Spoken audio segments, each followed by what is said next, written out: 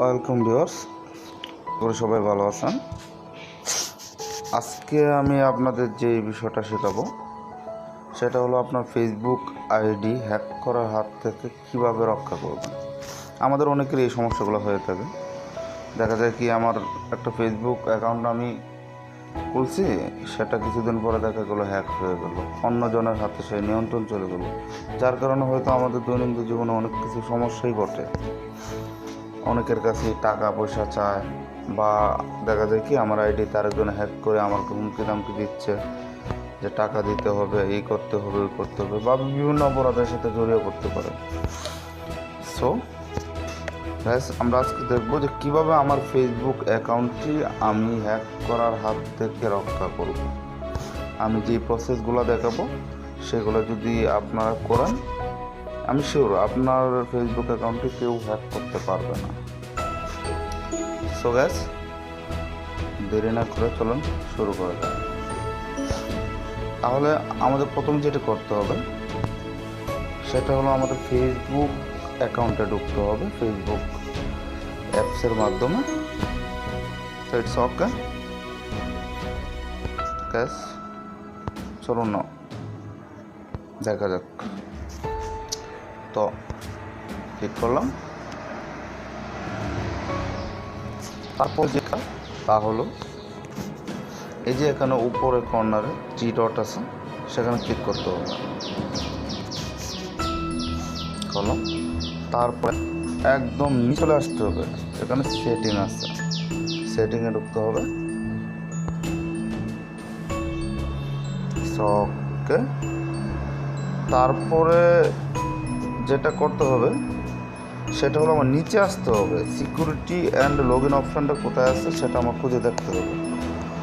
যেমন এই যে এখানে ক্লিক করলাম, দেখি কি আসে।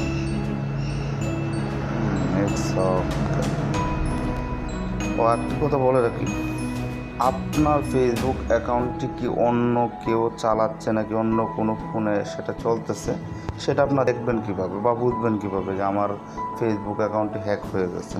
তো সেটা জন্য আপনি ঠিক এই জায়গায় দেখতে পারবেন যে আপনি যেই ফোনে এটা আপনার আইডিটা ইউজ করছেন সেই ফোনের লোকেশান সহ সব কিছু কিন্তু এখানে চলে আসবে। যদি অন্য কোনো আইডিতে আপনার ফেসবুক অ্যাকাউন্টটি লগ ইন করা থাকে তাহলে ঠিক এই জায়গায় ওইটাও শো করবে, ওই মোবাইলের যেই নাম কি তারপরে লোকেশন সেগুলো এই জায়গায় শো করবে। তো তারপরে আমরা যাব ইউজ টু ফ্যাক্টরে। তো চলুন দেখলাম। তারপরে ঠিক এরকম একটি ইন্টারফেস আসবে, আপনারা কি করবেন, নিচে চলে আসবেন। তারপর দেখবেন ঠিক এখানে যে টেক্সট মেসেজ, মানে যেই টু ফ্যাক্টরটি আমরা চালু করতে চাচ্ছি সেটা আসলে টেক্সট মেসেজের মাধ্যমে সেটা কনফার্মেশন করতে হয়। এবং কি আপনার ফেসবুক আইডি যদি কেউ অন্য কোনো মোবাইলে যদি সেটা লগ ইন করতে চায় তাহলে আপনার যে নাম্বারটা এখানে দেওয়া হবে সেই নাম্বারে আপনার একটা কোড যাবে 6 ডিজিটের, যেটা আপনি দেওয়ার পরে আপনার মোবাইল নাম্বার বা ইমেল নাম্বার পাসওয়ার্ড দেওয়ার পরেও একটা কোড যাবে, যে কোডটা আপনার ওই যে নাম্বারটা দেবেন সেই নাম্বারে সে কোডটা চলে যাবে। চলে যাওয়ার পর সেই 6 ডিজিটের কোডটা দিলেই আপনি কিন্তু ফেসবুক অ্যাকাউন্টে ঢুকতে পারবেন। তো শুরু করা যাক। তারপর ঠিক আপনার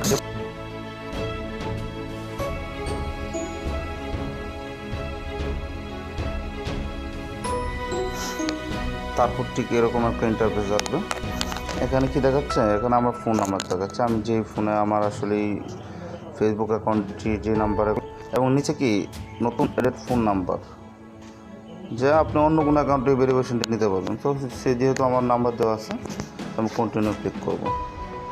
ওকে, তারপরে দেখা যাচ্ছে কি যে এই জায়গায় আমার একটা কনফার্মেশন কোড আমার নাম্বারে 6 ডিজিটে যাবে, সেটা আমার এখানে দিতে হবে। তো গ্যাস চলুন দেখি আমার নাম্বারে আসলো নাকি এসএমএসটি। অলরেডি চলে আসছে 54 5370। তো আমি দেখা যাক,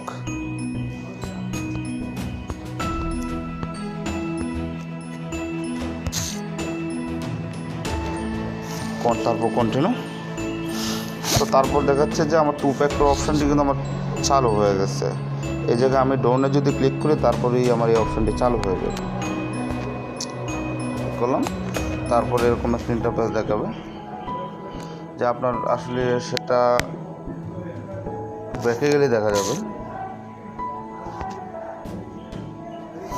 আমার এই যে এখানে দেখা যাচ্ছে, sorry, 2 factor authority is on আছে। এই জায়গায় আপনি অফও করতে পারবেন। এই জায়গায় দেওয়া আছে আমার সিকিউরিটি মেথডের মধ্যে আমার নাম্বারের লাস্ট ডিজিটটা দেওয়া আছে। আমার এই নাম্বারে কেউ যদি ফেসবুক অ্যাকাউন্টে লগ ইন করে তাহলে এই নাম্বারে আমার একটা SMS ঢুকবে, যে SMS-এর 6 ডিজিট নাম্বারটা দিতে হবে, দেন তারপরে আমার এই ফেসবুক অ্যাকাউন্টে ঢুকতে হবে।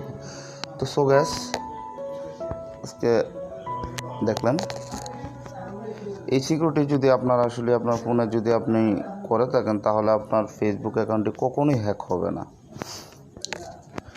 ভিডিওটি দেখে যদি ভালো লেগে থাকে তাহলে অবশ্যই আমার চ্যানেলটি সাবস্ক্রাইব করবেন এবং পাশে থাকা বেল আইকনে ক্লিক করবেন।